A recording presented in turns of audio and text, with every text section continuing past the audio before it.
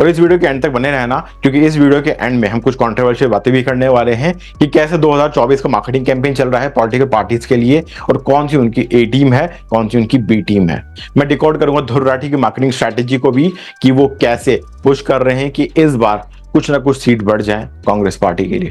अब हम बात करेंगे पॉलिटिकल पार्टीज की कि पॉलिटिकल पार्टी की मार्केटिंग स्ट्रैटेजीज क्या क्या चल रही हैं, और हम इसको देखेंगे लेंस से जो अपोजिशन का लेंस है। तो अगर हम अपोजिशन की बात करेंगे हम देखेंगे कि सेंट्रल गवर्नमेंट का क्या लेंस है उनके ऊपर, और जब हम सेंट्रल गवर्नमेंट की बात करेंगे हम देखेंगे अपोजिशन क्या सोचती है सेंट्रल गवर्नमेंट के बारे में। और फिर हम बात करेंगे कुछ बी टीम्स की भी जो शायद पॉलिटिकल पार्टीज नहीं है लेकिन इनको सपोर्ट करने के लिए जी जान लगा रही है अपने नेटवर्क और अपनी ऑडियंस के through. So let's get started. तो हम बीजेपी से शुरू करते हैं कि बीजेपी क्या क्या कर रही है और अपोजिशन पार्टी उनके ऊपर क्या क्या इल्जाम लगा रही है। तो इस चुनाव के लिए बीजेपी का मुद्दा है कि भाई हमने 10 साल के अंदर जो आपको बोला उसके अंदर 90% चीजें डिलीवर कर चुके हैं। बहुत सारी चीजें ऐसी है जिसके ऊपर वर्क इन प्रोग्रेस है, क्योंकि वो काम चलता ही रहेगा। अगर आपको रोड बनानी है तो रोड बनती ही रहेगी, लेकिन वो ये बोल रहे हैं कि जो पिछले 10 सालों में हुआ, पिछले 70 सालों में हुआ, उससे बहुत ज्यादा तेज हो गई है गति हमारा इंफ्रास्ट्रक्चर बनाने की, और जितनी भी चीजें हम प्राइवेटाइज कर रहे हैं ताकि उसका मैनेजमेंट बहुत अच्छे से हो सको। क्योंकि आपको पता है कि सरकारी नौकर कैसे काम करते हैं और एक प्राइवेट कंपनी कैसे काम करती है। प्राइवेट कंपनी काम करती है उनको ज्यादा से ज्यादा एफिशिएंसी मिले, ज्यादा से ज्यादा प्रॉफिट हो, और जो सरकारी नौकरी के अंदर बैठा है बाबू वो काम करता है कि उसकी सैलरी टाइम पे आ रही है नहीं आ रही। फिर बीजेपी गवर्नमेंट बात करती है कि हमने बहुत सारे ऐसे मुद्दे हैं जो सुलझाए हैं। बीजेपी ने आर्टिकल 370 हटाया है, बीजेपी ने आपका टैक्सेशन सिंप्लीफाइड करने की कोशिश की है। अभी भी बहुत सारे सुधार हो सकते हैं, लेकिन वो बोल रहे हैं कि हमने कोशिश की है जीएसटी लाके। उन्होंने नोटबंदी करके एक बहुत बड़ा अटेम्प्ट किया है कि लोगों का ब्लैक मनी पूरा का पूरा हट जाए सिस्टम से। और उन्होंने इंडिया की सिक्योरिटी के ऊपर भी बहुत ज्यादा ध्यान दिया है, चाहे वो इंटरनल सिक्योरिटी हो या फिर बॉर्डर्स की सिक्योरिटी हो।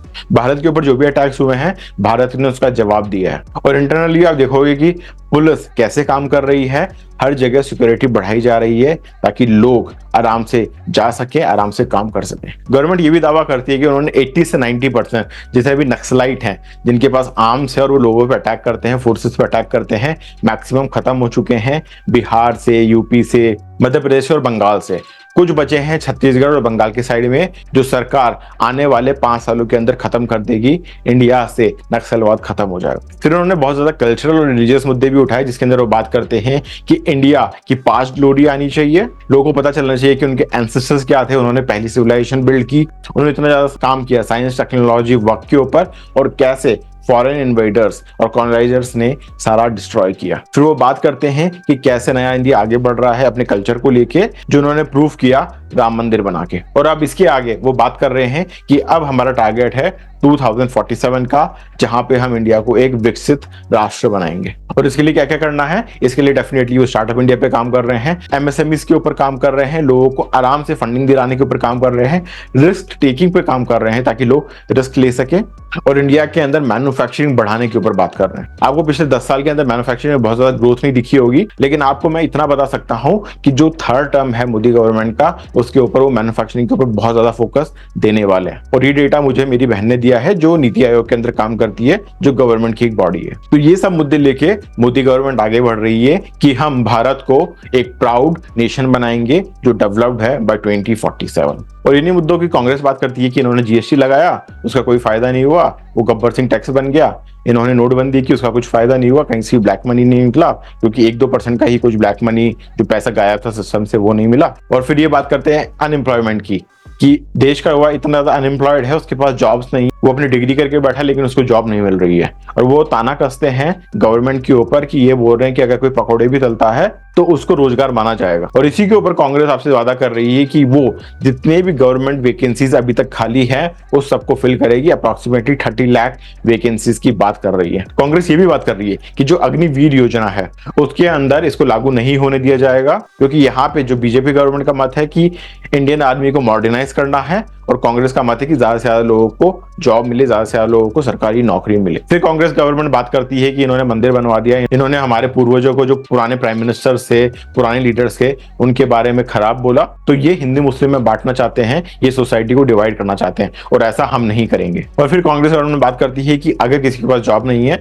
तो वो उसको अप्रेंटिसशिप देंगे, उसको इंटर्नशिप देंगे, ताकि वो लोग को स्किल सीख सके और उस पर काम कर सके। और कांग्रेस गवर्नमेंट ये भी बात कर रही है कि इंडिया के अंदर जितनी भी कास्ट है है उसका सर्वे होगा और उसके हिसाब से डेटा पब्लिश किया जाएगा। और मुझे ये बात कांग्रेस की बहुत खराब लग रही है कि गवर्नमेंट को शायद डेटा पता होना चाहिए कि कौन सी कम्युनिटी कितनी है और उसके हिसाब से पॉलिसीज बने ताकि उनको अपलिफ्ट किया जाए। लेकिन अगर हर बंदे को ये बात बताई जा रही है कि आपकी कास्ट ये है, आपकी कास्ट ये है, तो आप तो कास्ट सिस्टम को खत्म करना ही नहीं चाहते हो, आप तो उसको और बढ़ावा देने की कोशिश कर रहे हो। तो इन मुद्दों को लेके कांग्रेस गवर्नमेंट काम कर रही है। अब हम बात करेंगे कि बी टीम क्या है इन पॉलिटिकल पार्टीज की जो आपके दिमाग को इन्फ्लुएंस करने की कोशिश करती है। तो अगर हम बीजेपी की बी टीम की बात करें तो बीजेपी की ऐसे आप कोई आइडेंटिफाई नहीं कर सकते कि ये बी टीम है, क्योंकि जो बीजेपी के मिनिस्टर्स हैं वो बहुत सारे पॉडकास्ट के ऊपर जाते हैं, बहुत सारे न्यूज चैनल्स के ऊपर जाते हैं और अपना इंटरव्यू देते हैं, डिबेट के अंदर पार्टिसिपेट करते हैं, अपनी पॉलिसीज बताते हैं। तो जो बी टीम के अंदर लोग आ जाते हैं वो न्यूज चैनल के लोग आ सकते हैं, वो पॉडकास्टर आ सकते हैं, वो यूट्यूबर्स आ सकते हैं, वो गेमर्स आ सकते हैं, जैसे मोदी जी ने बहुत सारे गेमर्स को बुलाया और बहुत सारे यूट्यूबर्स को अवार्ड दिया। तो ये लोग जब बात करेंगे प्राइम मिनिस्टर से मिलने की तो ये बहुत ज्यादा इन्फ्लुएंस करता है वोटर्स को, क्योंकि उनको रिकॉग्निशन मिला है। और रिकॉग्निशन की ही अगर बात करें तो बहुत सारे लोगों को ये पता है कि जो पहले पद्मा अवार्ड मिलते थे वो ऐसे लोगों को मिलते थे जो बहुत ज्यादा इन्फ्लुएंशियल है, जिन्होंने बुक्स लिखी है, जो न्यूज के अंदर है, जिन्होंने बहुत सारे काम किए हैं, गवर्नमेंट से रिलेटेड है, गवर्नमेंट से कोई ना कोई कनेक्शन है, ऐसे लोगों को पद्मश्री अवार्ड मिलते थे। लेकिन पिछले 10 साल के अंदर जो अवार्ड्स हैं ऐसे लोगों को मिल रहे हैं जिनको कोई जानता भी नहीं है, जिनकी कहीं पे न्यूज भी नहीं आती है, वो बहुत गरीब फैमिली से आते हैं, लेकिन उन्होंने फिर भी समाज के लिए बहुत सारा काम किया। तो जिन समाजों के लिए इन लोगों ने काम किया है डेफिनेटली वहां पे इन्फ्लुएंस होता है, ये बीजेपी की बी टीम बन जाती है। अब कांग्रेस और अपोजिशन पार्टीज की कौन सी बी टीम हो सकती है? सेम बी टीम आपको यहाँ पे भी देखने को मिलेगी कि अगर सेंट्रल गवर्नमेंट के साइड में कोई न्यूज एजेंसीज हैं तो अपोजिशन के साइड में भी बहुत सारी न्यूज एजेंसी है। अगर बीजेपी सपोर्टेड यूट्यूबर्स आपको न्यूज क्लिप दिखाते हैं तो वो किसी पर्टिकुलर न्यूज चैनल से दिखाते हैं, तो जो कांग्रेस के सपोर्ट के अंदर यूट्यूबर्स हैं वो ऐसे ही न्यूज चैनल को सेलेक्ट करते हैं जो अपोजिशन का साथ देती है। और जितने भी ज्यादा इंटेलेक्चुअल्स हैं जिनकी फैमिली कनेक्शंस हैं, जो डायरेक्टली गवर्नमेंट को सपोर्ट कर रहे थे, कांग्रेस गवर्नमेंट को जब तक कांग्रेस गवर्नमेंट थी, और वो इंडियन सोसाइटी को डिमीन करने की कोशिश करते थे अपने लेखों में, अपनी किताबों के अंदर, वो सारे के सारे लोग अपोजिशन की बी टीम है, क्योंकि वो गवर्नमेंट के खिलाफ बोलते हैं। अब अगर हम पॉलिटिकल मार्केटिंग स्ट्रैटेजी के ऊपर पूरी की पूरी वीडियो बना रहे हैं तो इस टाइम पे जो हॉट टॉपिक है उसके ऊपर बात करे बिना हम रह नहीं सकते, जो है ध्रुव राठी। तो जितने भी अपोजिशन के लोग थे उन्होंने टारगेट किया रणबीर अलाहाबादिया को जब वो पॉडकास्ट के अंदर बीजेपी गवर्नमेंट के लीडर्स को बुलाता था, जहां पे वो उनका प्रमोशन करता था या नहीं करता था ये कहा नहीं जा सकता, क्योंकि वहां पे सिर्फ पॉलिसीज की बातें हो रही हैं और वहां पे डिस्कशन हो रहा है। लेकिन दूसरी तरफ आज ध्रुव राठी की बात इसलिए होगी क्योंकि ध्रुव राठी एक प्रॉपर स्टैंड लेता है। वो ये नहीं बोल रहा है कि मैं सिर्फ आपको न्यूज दे रहा हूं, वो ये बोल रहा है कि मेरा एक स्टैंड है। तो मैं डिकोड करूंगा मार्केटिंग स्ट्रैटेजी ध्रुव राठी की, जो एक फ्रेमवर्क होता है मार्केटिंग के अंदर, ध्रुव राठी सिर्फ आपको प्रेजेंट कर रहा है एक पर्टिकुलर वे में। तो अभी जो मार्केटिंग फ्रेमवर्क के ऊपर ध्रुव राठी काम कर रहा है उसको मैं यहाँ पे डिकोड करूंगा, जो है pride, victimisation, danger and hero. Dhruv Rathee ने अपनी वीडियो के अंदर बात की कि कैसे प्राइड जगाने की कोशिश की जा रही है मेजॉरिटी हिंदूज के अंदर कि आप पहले बहुत महान थे और आप अपनी हालत आज देखो। ध्रुव राठी को शायद पता नहीं है कि आज से 1000 साल पहले इंडिया 45% जीडीपी का कंट्रीब्यूट करता था पूरे वर्ल्ड के अंदर। India was the richest country in the world. दूसरा वो बात करते हैं विक्टिमाइजेशन के ऊपर कि आपको बताया जा रहा है कि आप विक्टिम हो, जो मेजॉरिटी पॉपुलेशन इंडिया की वो विक्टिम है, और आप डेंजर में हो माइनॉरिटी से। और उसके बाद प्रेजेंट किया जा रहा है कि मोदी एक हीरो है और अगर आपने उसको वोट नहीं दिया तो आप डेंजर में रहोगे। तो ये हो गया बिग आइडिया की बात कि उन्होंने एक बिग आइडिया प्रेजेंट किया कि भाई कैसे आप बहुत महान थे, फिर आपको विक्टिमाइज दिखाने की कोशिश की, आपको डेंजर के अंदर दिखाने की कोशिश की और आपको एक हीरो प्रेजेंट करने की कोशिश की। अब जो मार्केटिंग फ्रेमवर्क होता है ना, ये सिर्फ बीजेपी यूज नहीं करती है, ये मार्केटिंग फ्रेमवर्क सेम कांग्रेस भी यूज कर रही है, सेम ध्रुव राठी भी यूज कर रहे हैं। मैं आपको बताता हूं कैसे। ये प्राइड दिखाने की कोशिश कर रहे हैं कि पहले देखो हमारी कितनी सेकुलर गवर्नमेंट थी, कितनी अच्छी गवर्नमेंट थी जो सब लोगों का सोचती थी। फिर वो विक्टिम दिखाने की कोशिश कर रहे हैं कि देखो आप विक्टिम हो गए हो करंट गवर्नमेंट के और उनकी प्रोपेगेंडा के। फिर ध्रुव राठी एक डर बैठाने की कोशिश कर रहे हैं कि अगर आपने गठबंधन को वोट नहीं दिया तो डिक्टेटरशिप आ जाएगी, और वो हीरो दिखाने की कोशिश कर रहे हैं इंडिया अलायंस, राहुल गांधी और खुद को।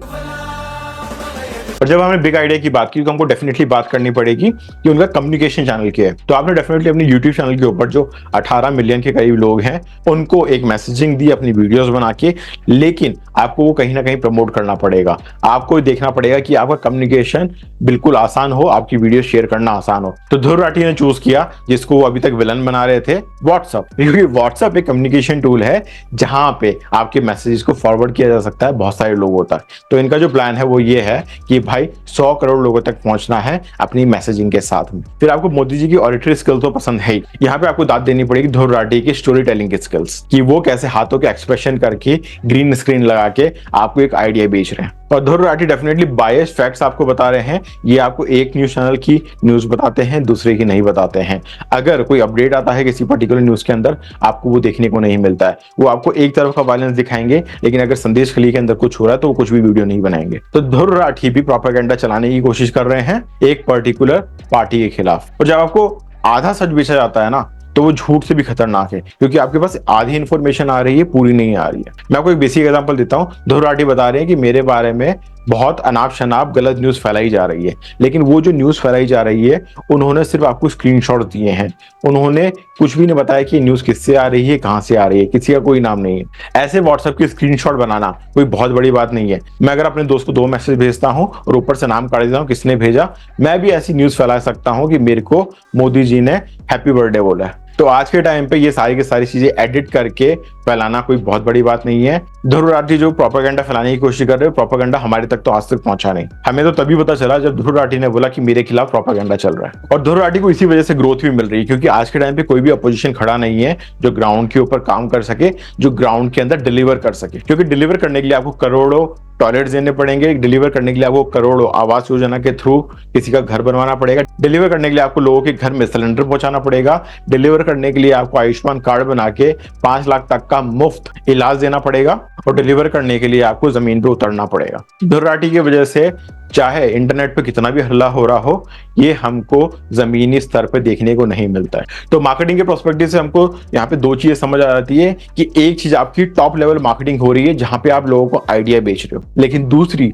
जो मार्केटिंग बहुत ज्यादा लोग फोकस नहीं करते वो ये है डिलीवरी। अगर आपका प्रोडक्ट अच्छा, आपकी सर्विसेज अच्छी हैं, आप डिलीवर कर पा रहे हो टाइम पे, तो सबसे बड़ी मार्केटिंग यही है। और इसके ऊपर आपको कोई केस स्टडी चाहिए तो मैं आपको एग्जांपल दे सकता हूं, जो प्रोडक्ट्स जापान के आते हैं और जो प्रोडक्ट्स अमेरिका के आते हैं। अमेरिकन टॉप एंटरप्रेन्योर्स ने ये बोला है कि जापान के प्रोडक्ट्स अच्छे हैं और हमारी मार्केटिंग अच्छी, और मोदी जी के पास दोनों ही है। इसी वजह से हमको देखने को मिल रहा है कि जब कोई भी अपोजिशन नहीं है, ध्रुव राठी को ग्रोथ का फायदा मिल रहा है, ध्रुव राठी के चैनल को ग्रोथ दिख रही है। लेकिन आप देखोगे कि Dhruv Rathee same videos government को टारगेट करते हुए पिछले 7-8 साल से बना रहे हैं, लेकिन ग्राउंड रियलिटी पे वो साबित होते हुए नहीं दिख रहा है। तो ये एक टूल है जिसको गूगल ट्रेंड्स बोलते हैं, आप भी इसके ऊपर जा सकते हो, बिल्कुल फ्री है। और यहाँ पे जाके आप देख सकते हो कि किसका कितना इम्पैक्ट है, किसको कितनी बार सर्च किया जा रहा है इंटरनेट पे, किसको कितना लोग जानते हैं। इससे आपको पूरे इंटरनेट का पता चल जाएगा कि किस बंदे की कितनी पॉपुलैरिटी है।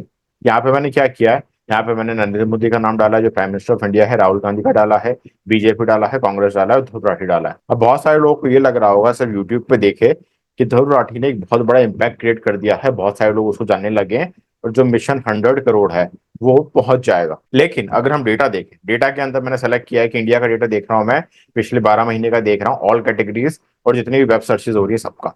और मैं यहाँ पे आकर देखता हूँ तो आप अगर देखोगे कि मई 7 पिछले साल कि नरेंद्र मोदी का 30%, राहुल गांधी का 7, बीजेपी का 25, कांग्रेस का 28, ध्रुव राठी का 2 उस टाइम पे। और ये डेटा आप है ना हर महीने का देख सकते हो कि क्या क्या डेटा है। लेकिन अगर हम इस टाइम पे देखें कि कितना कितना बड़ा इंपैक्ट है इन लोगों का, उसके हिसाब से आप देखोगे जो मई 12 से 18, आज मैं 13 तारीख को इसको रिकॉर्ड कर रहा हूँ, 12 से 18 का ये डेटा दिखा रहा है कि क्या इसका प्रोजेक्शन हो सकता है और क्या रियलिटी है। यहाँ पे भी एक बार रियलिटी पे चला जाता हूँ 5 से 11 पे। तो नरेंद्र मोदी 79, राहुल गांधी 23, बीजेपी 50, कांग्रेस 33, ध्रुव राठी 7। 79 और 7 के अंदर आपको डिफरेंस समझ आता है या नहीं आता? आपको ये डेटा देखने पर पता चल जाएगा कितना बड़ा डिफरेंस होता है कि आपके दिमाग के अंदर क्या डाला जा रहा है और रिजल्ट्स क्या आने वाले। और अगर हम प्रिज्यूम डेटा भी देखें कि कैसा डेटा हमको मिलने वाला है अगले आने वाले हफ्ते के अंदर, क्योंकि अभी 2-3 हफ्ते और आपके है ना पोलिंग चलने वाली है। तो अगले हफ्ते का भी अगर मैं देखता हूं तो नरेंद्र मोदी 100 टच करने वाले हैं। This is predictable data, Google के पास बहुत डेटा है, उसको पता है क्या होने वाला है आगे। Rahul Gandhi 25, BJP 66, Congress 35, Dhruv Rathee 7, 6 to 7। अगर ध्रुव राठी के पास पूरे 2 हफ्ते हैं, वो पूरा जोर भी लगा लेते हैं कि 2 हफ्ते के अंदर वो 7 से 10 पहुंचते हैं। और नरेंद्र मोदी 90 to 100 के बीच में भी रहते हैं आने वाले 2 हफ्तों के अंदर। तो आपको पता है कि रिजल्ट क्या आने वाले। शायद नरेंद्र मोदी के पास इस बार 400 सीट्स ना आए, लेकिन पिछली बार उनके पास 350 थी। इस बार वो मेंटेन रख सकते हैं, 10 सीट आगे हो सकती है, 10 सीट पीछे हो सकती है, उससे ज्यादा कोई बड़ा फर्क नहीं पड़ने वाला है। ध्रुव राठी का प्रोपेगेंडा पिछले 10 सालों से चल रहा है। सबने देखा है कि वो पहले आम आदमी के साथ काम करते थे, सबको पता है कि इस टाइम पे उनको बहुत ज्यादा फंडिंग मिल रखी है, जिसकी वजह से इतनी प्रोडक्शन क्वालिटी उनकी हाई है और वो इतना प्रोड्यूस कर पा रहे हैं बैक टू बैक। लेकिन एट द एंड आपको अगर सुविधा मिली है नहीं मिली, आपकी लाइफ आसान हुई है नहीं हुई, आप जो सड़क पे निकलते हो आपको पता चलता है कि भाई रोड अच्छी है या नहीं, उससे फर्क पड़ता है जब आप वोट देने जाते हो। तो मेरे को लगता है मेरी पॉलिटिकल मार्केटिंग की आखिरी वीडियो है, क्योंकि वैसे भी हमारा बिजनेस का चैनल है तो बिजनेस से रिलेटेड ज्यादा वीडियोस बनाते हैं, लेकिन मुझे लगा इस बार पॉलिटिकल मार्केटिंग और लोग कैसे आपको प्रोपागेंडा फैलाने की कोशिश कर रहे हैं और कैसे मार्केटिंग की हेल्प लगती है उसके अंदर, वो मैंने आपको इस पूरी वीडियो में बताने की कोशिश की है। अगर आपको ये वीडियो अच्छी लगी तो प्लीज इस वीडियो को लाइक कर दीजिए, कमेंट के अंदर बताइए कि आपने किसको वोट किया और कौन सी पार्टी आपको लगता है इस बार जीतेगी। डेफिनेटली बीजेपी जीतने वाली है, उसकी कितनी सीट्स आएंगी आप ये भी बता सकते हैं। और इस वीडियो को और लोगों तक शेयर कीजिए जिसको लग रहा है कि ध्रुव राठी ने बहुत बड़ा इनकलाब लेके आ गया है बैकग्राउंड में सिर्फ एक गाना लगा के। I will see you in the next video, till then जय हिंद जय भारत।